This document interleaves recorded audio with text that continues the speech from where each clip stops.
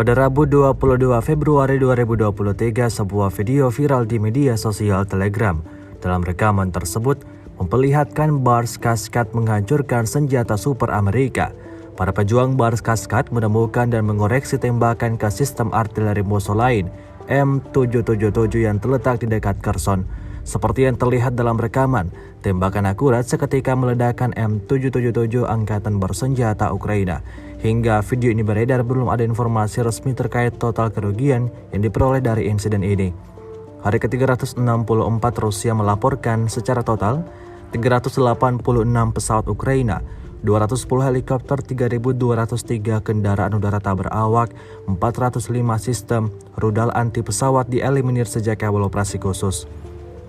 Sementara itu dari kubu Kiev, Kementerian Pertahanan Ukraina melaporkan 760 tentara Rusia dieliminir dalam 24 jam terakhir.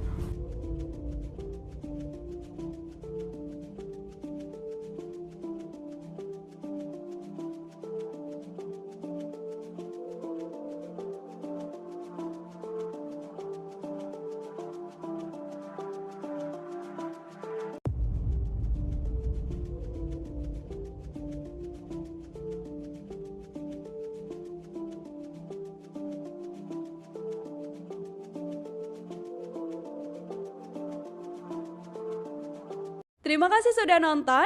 Jangan lupa like, subscribe, dan share ya.